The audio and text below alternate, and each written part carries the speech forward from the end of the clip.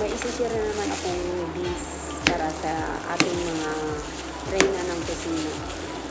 Ito guys is isang salad na chicken cucumber salad. Luto ng mga Chinese. So ito, yung ginamit kong cucumber is yung maliliit. Ito talaga ang pang salad. So habang naghihiwa ako guys, nag-boil na rin ako ng chicken breast. So yun ang gagamitin natin panghalo sa salad natin. Slice lang natin guys na haba. Kung pwede nga rin pwede rin paluin ba yung cucumber para mas ma-press. So ayan, gumamit din ako ng sili. Yung malalak ang ginamit ko kasi masyadong maanghang yung maliliit na sinatawag nilang Taiwan chili.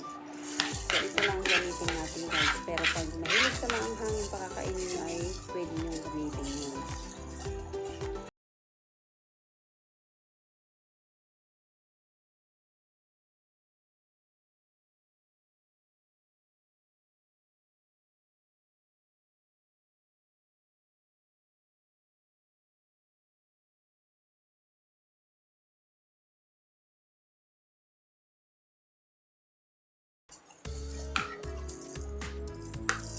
Gumamit din ako ng spring onion. Dagdag flavor din yan guys. Kung okay lang sa inyo, pwede rin yung fresh garlic. I-chop nyo siya ng maliliit. So, yan ang mga ginamit ko. So, ang next natin gagawin guys is gawa tayo ng sauce. Yung sauce naman ang gagawin natin. Yan. Naglagay ako ng asukal isang kutsara. Tapos paminta. Meron pa akong nilagay na yung toyo. Tansyahin nyo na lang yung toyo. Depende sa dami ng gagawin ninyo. Naglagay ako ng 3 kutsara kasi isang buong breast ang ginamit ko. Tapos ito guys, yung sesame oil. Yan, dagdag flavor din yan. Naglagay din ako ng 2 kutsara. Yan kasi ang importanteng ingredients niya guys. Yung sesame oil. So, pwede kayong gumamit ng ordinary toyo, pero pag nasa Pilipinas kayo, gagamit kayo ng tikuman. Kasi iba pa rin kasi yung toyo natin. Pang adobo ba?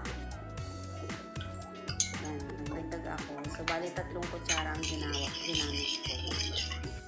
Halo-haloin lang natin guys.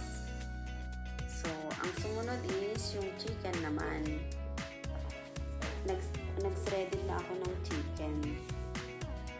Pwede rin magkamay, gamamit kayo ng plastic gloves. Para naman, kasi luto na yan hindi pwedeng kamayin ba. So, yan lang ginawa ko guys. Gumamit lang ako ng fork at saka yung ipit para ma-shred ko yung chicken.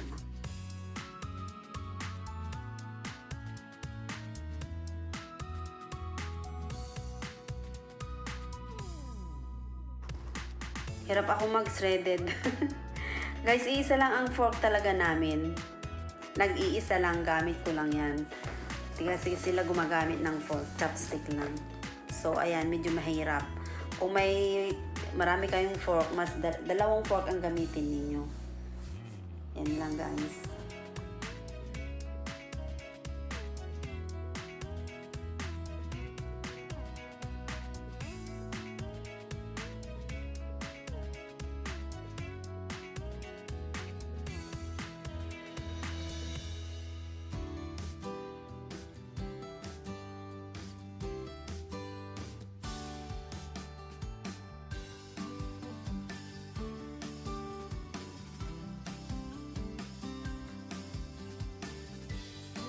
Sa mga nagda-diet dyan, pwede itong isama ninyo sa menu ninyo.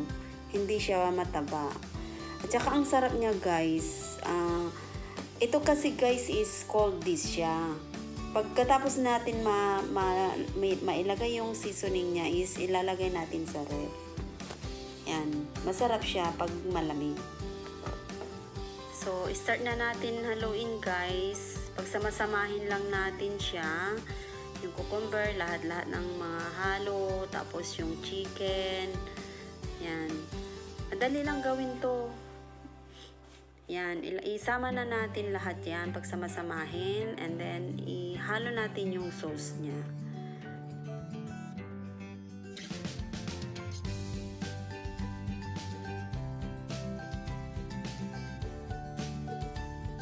So, ayan guys, ilagay na rin natin yung sauce niya. Kailangan talaga may asukal. So, ayan. Tansyahin nyo lang guys, hindi rin masarap kung maalat yung ano ninyo, yung salad ninyo. Ang sarap nito, i-pair mo sa sa mga noodles ba, ay ang sarap. So, halo-haloin lang natin hanggang sa maghalo-halo lahat ng ingredients niya. Pagkatapos niyan guys, pwede na natin ilagay sa ref. 2 to 3 hours is pwede na.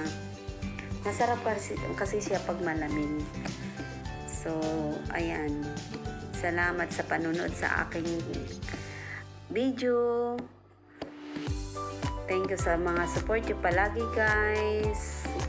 O ayan, di ba ang sarap? Try nyo yan guys. Sa mga nagda-diet talaga pwede to sa inyo.